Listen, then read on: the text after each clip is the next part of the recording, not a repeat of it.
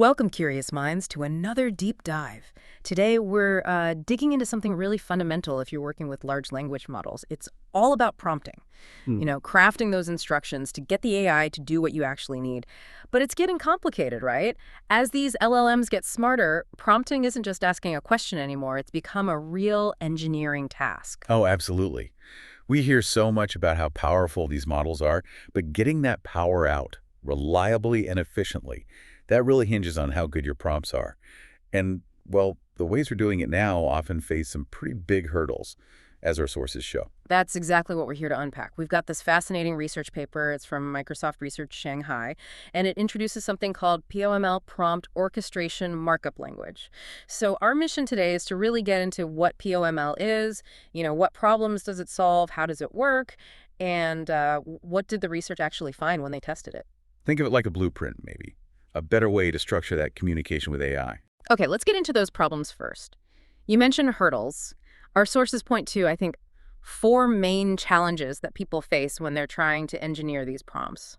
What are they? Yeah, these are really the core reasons something like POML came about. Hmm. First off, there's just a lack of standardized prompt orchestration. A lot of projects, they just use plain text, maybe some ad hoc notes, so instructions, roles, examples, they get all mixed up inconsistently. Makes the prompts really hard to maintain or tweak or even reuse, especially if you're working in a team, Right, like trying to build something complex without a clear plan or standard parts. Chaos. pretty much. Then the second challenge is dealing with data integration.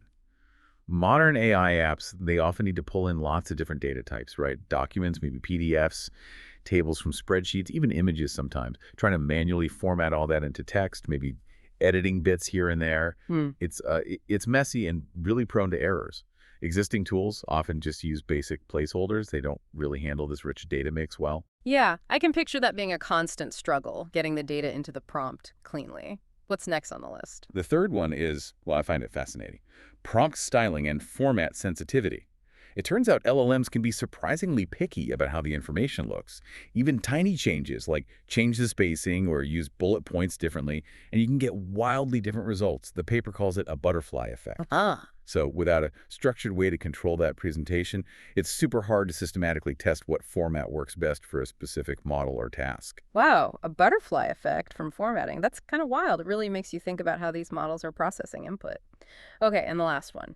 The fourth challenge is more about the overall development workflow, prompt development and management. Things like version control are often pretty poor for just plain text prompts. Hard to see what changed. And a lot of the current tools, they lack the kind of support you'd expect in an IDE, like syntax highlighting or autocomplete or even good debugging tools. This just makes it harder to learn and easier to make mistakes, especially when prompts get complex or you're working on a bigger project. Okay, so those are the big headaches. Messy structure, tough data integration, this weird formatting sensitivity, and just clunky development tools. How does POML propose to fix these things? What are its main ideas or features? So PML is designed to tackle these directly. It has four main design goals. First, reusable and maintainable prompt markup. This hits that standardization problem. It introduces a markup language, kind of like HTML, but for prompts. It uses specific tags with meaning, like role, task, example. This immediately gives prompts structure, makes them clearer. The logic becomes easier to refactor, to share, and you can nest tags for more complex structures. Figure 2 in the paper shows how this looks when rendered for the LLM much cleaner. Ah, okay. So bringing web-like structure to prompts, that makes sense for organization. What about getting all that diverse data in? That's the second goal, comprehensive data handling. PML has specialized tags just for embedding different data types right into the prompt. You've got document for text files, table for spreadsheets, MNG for images, even things like folder, conversation, audio, web page, and you get fine-grained control. Like you can tell it to only use pages 5 to 10 of a PDF or output a table as Markdown versus, say, CSV. Figure 3 shows some good examples of this. That does sound powerful. Giving the LLM grounded context from many sources and the formatting butterfly effect. How does POML handle that? That's goal number 3, decoupled presentation specifications. This is really neat, inspired by how CSS works for websites. POML lets you separate the styling rules from the actual prompt content. You can define styles centrally, maybe in a style sheet tag, or just add attributes in line. This lets you control things like layout, list styles, how verbose it is, without messing with the core instructions, so you can systematically test different presentations for different LLMs. Figure 4 shows how changing styles can drastically alter the look. Right, change the appearance without rewriting the core message. Very clever for dealing with model sensitivity. And lastly, the developer tools. Goal 4. Enhanced tooling for development. POL comes with the development toolkit, starting with an extension for VS Code, the popular editor. This gives you all those nice IDE features, syntax highlighting, help text when you hover over tags, auto-completion that knows the context. Also, real-time error checking and a live preview panel so you can see how the prompt looks as you type. Figures 6 and 7 show this diagnostics and even interactive testing right in the editor. You can run a test against an LLM and see the response stream back. Plus, they offer SDKs, software development kits for Node.js and Python, so you can integrate PML into code. Figure 8 shows that. Okay, it definitely sounds like a comprehensive approach, but theory is one thing. How did they actually test this? Did it work in practice? They did some solid validation work. 2 main case studies and also a formal user study. The first case study was building an actual app prototype, an iOS agent called PomLink. This really showed off how PML could streamline putting together an LLM app that used lots of different data sources. Get this, they built a working prototype in just 2 days. And they said 90% of that time was UI stuff and configuration. Only 10% was actually spent on the core prompt engineering itself. Wow, 2 days for a prototype and only a fraction of that on the prompting. That's Yeah. sufficient. It really speaks to how PML handled the data integration complexity. The app used various PML features, data tags, styling. Yep. Figure 9 shows the interface, how user choices map back to PML capabilities, like choosing table formats. Very impressive. What about the second case study? The second one, TableQA, zoomed in specifically on that styling issue.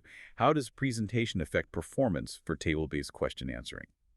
And the results here were pretty dramatic. They found a huge link between prompt style and accuracy. For GPT 3.5 Turbo, accuracy jumped 929% between the worst style and the best. And for another model, Vi3 Medium, it was an incredible 450% improvement, just from changing the presentation. Hold on, 4,450%. That's not just tweaking. That's a fundamentally different level of performance based only on how the prompt looked. Astounding, isn't it? The study really highlights this. They used POML's separation of content and style perfectly here. They wrote one base POML prompt for the task. Then they programmatically mixed and matched different style sheet options, layout, formats, etc. This generated this enormous search space, almost 74,000 unique prompt styles. Figure 10 tries to visualize this, and that let them systematically find the best styles for each specific model and which table formats each preferred. Tables 1 and 3 in the paper detail this. That really drives home how critical styling is and how POML enables exploring that systematically. Okay, what about the people? The user study. Right, they had 7 participants, different technical backgrounds. They gave them 5 tasks, getting progressively harder. Things like converting plain text prompts to POML, handling PDF documents, analyzing stock data using tables, even meta-prompting and subtitle translation. So a range of real-world type tasks. What did the users think? What were their main takeaways? Generally, people really liked the document handling and the styling features. They saw how it cut down on manual data prep work. And the VS Code extension features the live preview, the built-in testing. Those got universal praise. Made debugging much faster, less mental juggling. The learning curve, it varied a bit. Folks familiar with HTML or XML picked it up faster, which makes sense, but everyone got comfortable with the basics pretty quickly. A lot of them said they could see using PML in their own work, especially for complex prompts or ones they reuse often. Treating prompts more like source code, Right. Good for versioning, collaboration. Though a fair point was raised.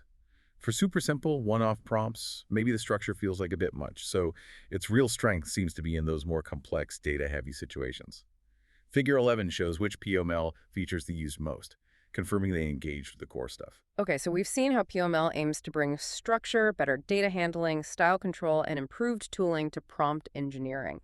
It addresses those key pain points we talked about earlier.